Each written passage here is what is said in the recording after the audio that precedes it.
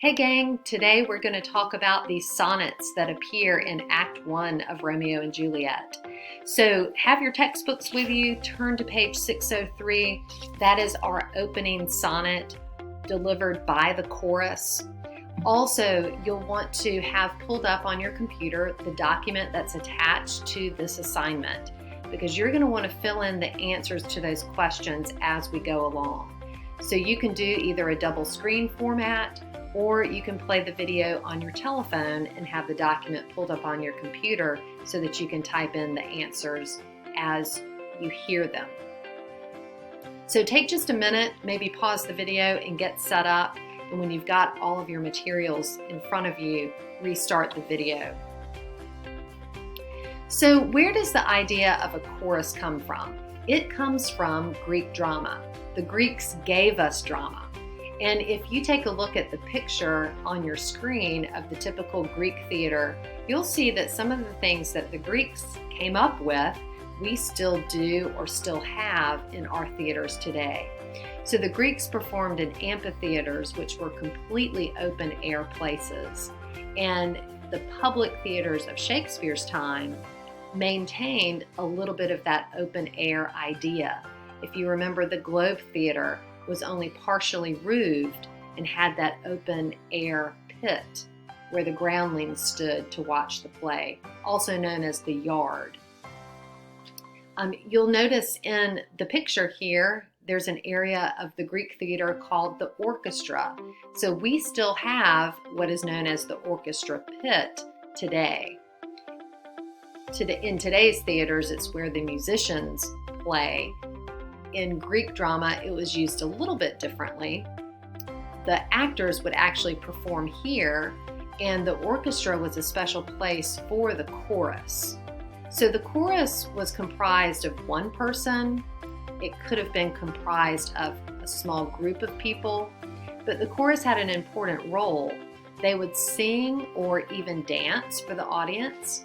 And they would do one of four things, if not all four of these things, over the course of a play.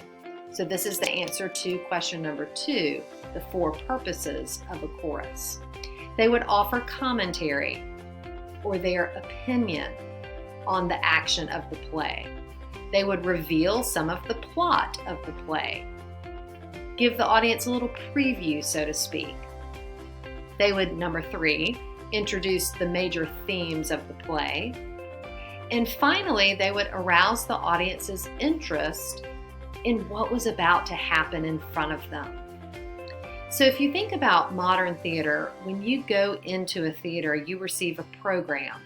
And that program will have printed the actors who are performing, the names, and often there'll be a little synopsis of what you're about to see. So the chorus, especially if the chorus performed at the very beginning of the play, like we have in Romeo and Juliet, would be akin to that synopsis. Now, our chorus in Romeo and Juliet comes back in at the beginning of Act 2.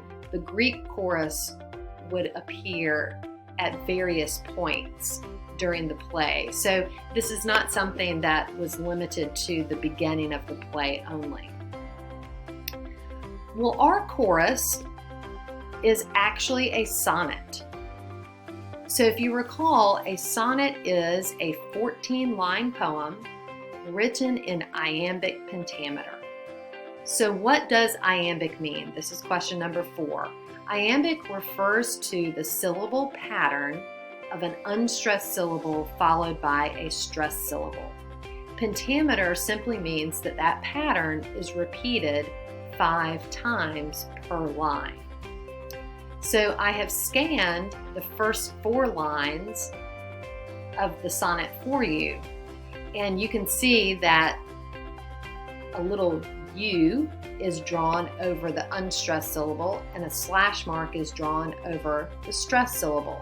Now, iambic pentameter has a rhythm that sounds a lot like this. Ba-bum, ba-bum, ba-bum, ba-bum, ba-bum. To households both alike in dignity, in fair Verona where we lay our scene, from ancient grudge break to new mutiny, where civil blood makes civil hands unclean. Now, you remember memorizing Emily Dickinson's Because I Could Not Stop for Death. It has that same pattern of syllables. Ba-bum, ba-bum, ba-bum, ba-bum, ba-bum. Because I could not stop for death, he kindly stopped for me. The carriage held but just ourselves and immortality. Now, nobody says it that way. That would sound ridiculous to say all of the lines of a play with that particular rhythm. But that is the rhythm of the play, and there is a syllable pattern. And so it's important to recognize that. And if you look at the scanning here, an unstressed syllable and one stressed syllable forms what's called one foot. And so here's the pattern repeated once. Here's the pattern repeated twice, where you have a second foot. Here's the pattern repeated 3 times, 4 times, and 5 times. So that's where we get the idea of pentameter. Much of Romeo and Juliet is written in iambic pentameter. It is poetry. However, Shakespeare does deviate from this pattern. All of the servants or anyone from a lower class is going to speak in regular prose. And he also will often vary the iambic pentameter even from the nobility, just so that he doesn't hypnotize his audience and put them all to sleep with the regular rhythm of the speech. So take just a second to look at number 6 and mark the rhyme scheme of the sonnet, because sonnets do have a consistent rhyme scheme. Once you've marked the rhyme scheme, you can double check here to see if you got it right. So remember, we assign a letter of the alphabet to each line of the poem, and if one line rhymes with another line, they're assigned the same letter of the alphabet. So we have an A, B, A, B, C, D, C, D, E, F, E, F, G, G pattern in our sonnet.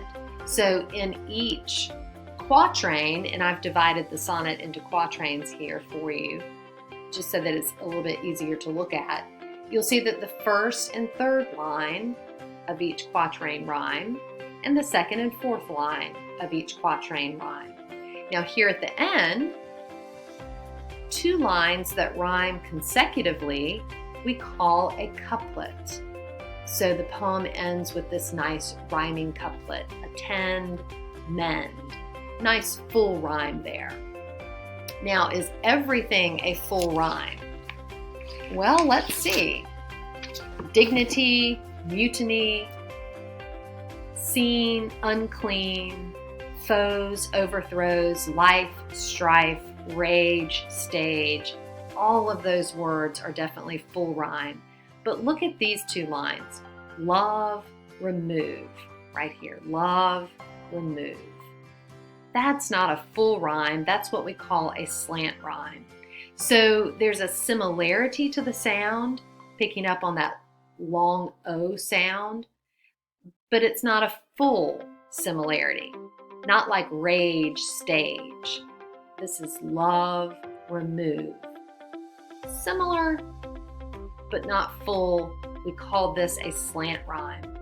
So on number 7, on your question sheet, you'll notice that there's a section to write down the words that rhyme only slightly. So make sure you write down love and remove as the example of slant rhyme in our poem. There are some examples of other figures of speech in our poem. Alliteration, that's the repetition of initial consonant sounds. So let's read the sonnet and see if you can pick up examples of alliteration. To households both alike in dignity, in fair Verona where we lay our scene, from ancient grudge break to new mutiny, where civil blood makes civil hands unclean. From forth the fatal loins of these 2 foes, a pair of star-crossed lovers take their life, whose misadventured piteous overthrows doth with their death bury their parents' strife. The fearful passage of their death-marked love and the continuance of their parents' rage, which but their children's end naught could remove, is now the 2 hours traffic of our stage, the which if you with patient ears attend, what here shall miss, our toil shall strive to mend. So let's take a look at the first 4 lines. Any examples of alliteration here? I would say in this last line, civil blood makes civil hands unclean. You have the repetition of the soft C here and here.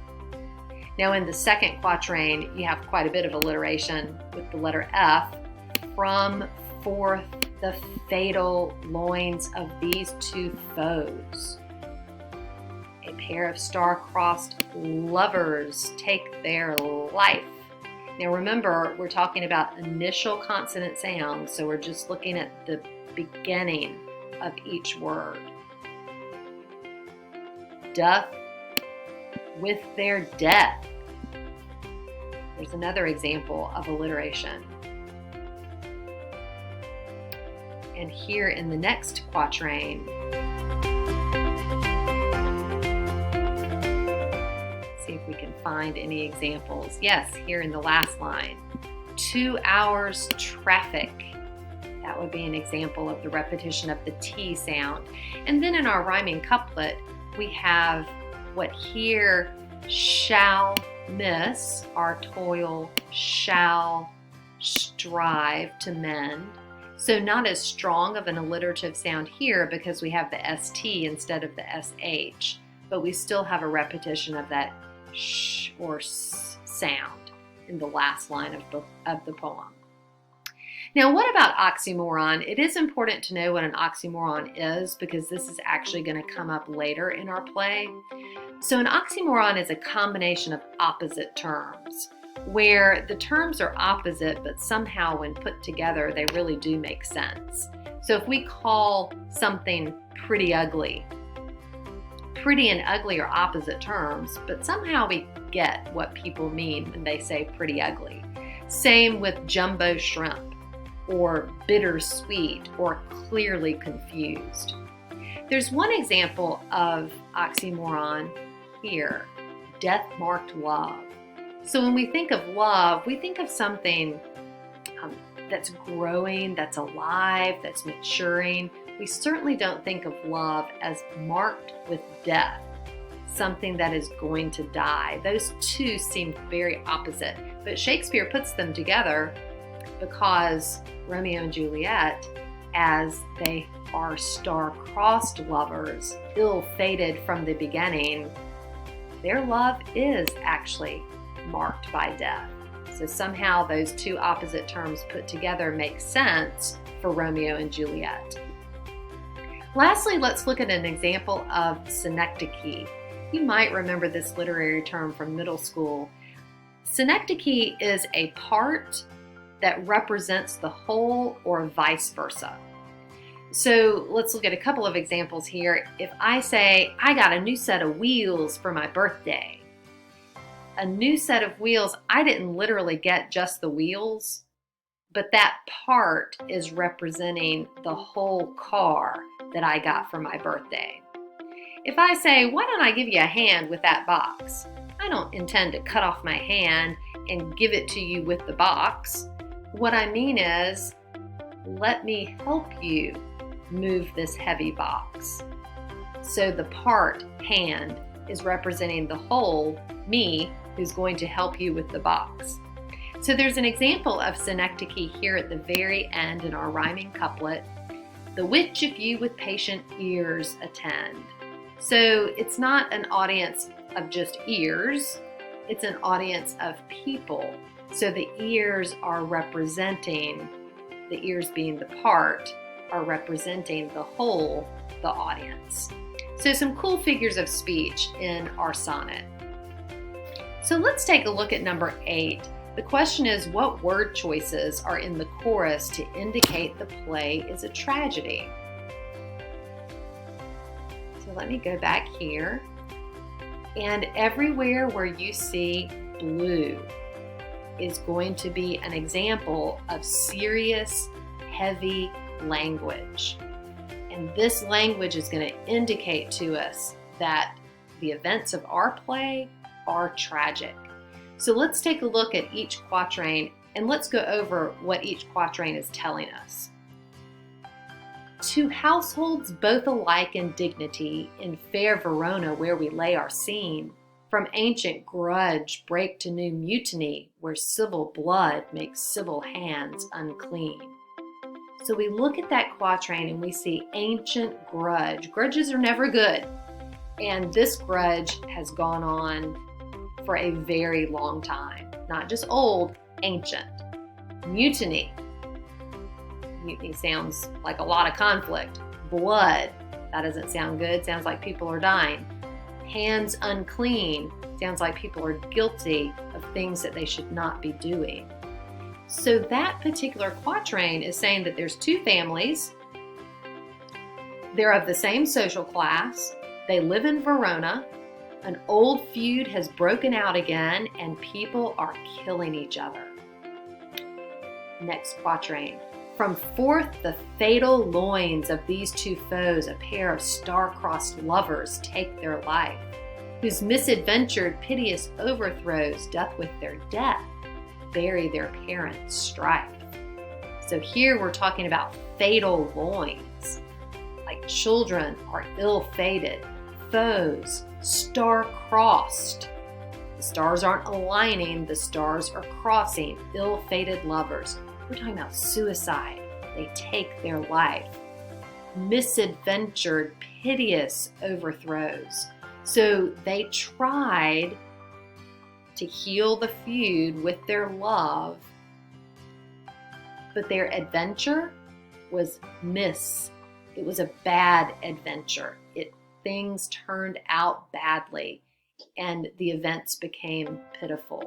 And then, of course, death, very heavy, very serious, as well as strife. Next stanza. The fearful passage of their death-marked love and the continuance of their parents' rage, which but their children's end naught could remove, is now the 2 hours' traffic of our stage. So again, the heavy, serious words in blue. And that quatrain is basically saying the play, which is going to last 2 hours, is going to be about the love of the star-crossed lovers, and it's going to be about this feud that causes the deaths that end the feud. This stanza here has told us that it's the death, their death, the death of the lovers, that will end the parents' strife. And then our couplet here, the which if you with patient ears attend, what here shall miss, our toil shall strive to mend. That simply means if you've missed all that we just said, be patient and listen, and we will perform it for you. So our toil would be the work of the actors to perform the play for the audience.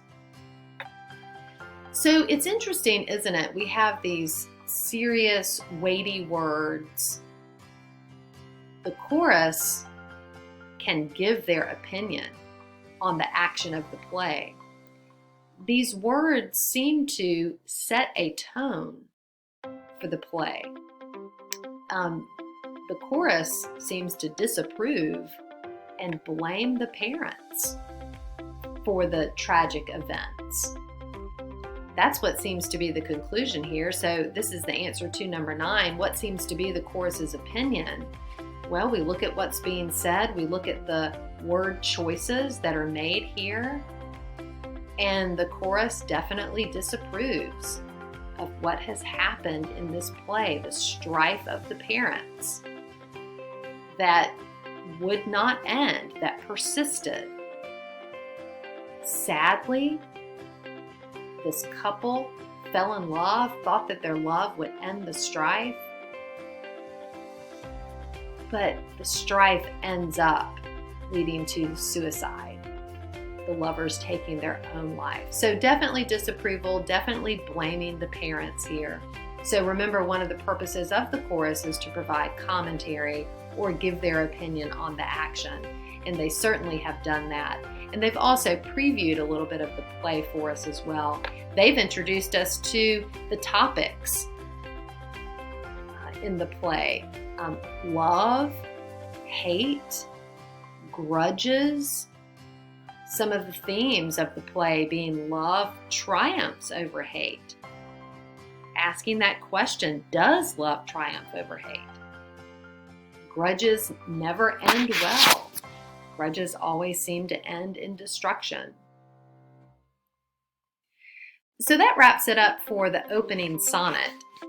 Let's take a look at a second sonnet that appears in Act 1, and that's on page 625. So turn to page 625 in your textbook. And this is an interesting sonnet because we have to look at Romeo and Juliet's lines separately, take them together, and notice that there's actually a sonnet. So go ahead and take a pencil and mark off lines 94 to 107 because these are the 14 lines that, if taken together, form a sonnet. Let's look at what the sonnet says and start there. If I profane with my unworthiest hand this holy shrine, the gentle sin is this.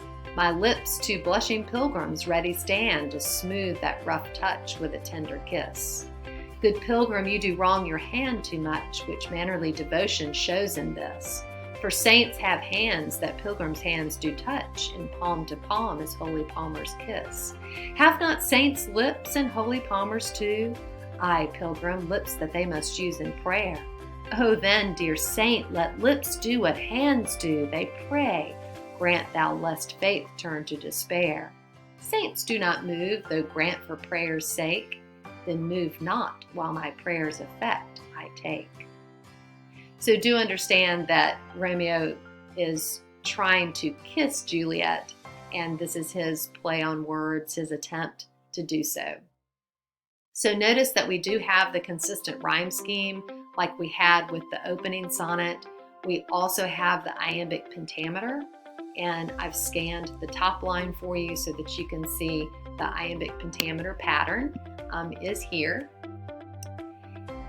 Now, this particular sonnet utilizes something called a poetic conceit. So what is a poetic conceit? A poetic conceit is an elaborate comparison between two very different things. So what two things are being compared here? Shakespeare is comparing love to a religious experience. So notice all of the religious words that are used. Profane, holy shrine, sin, pilgrims, saint.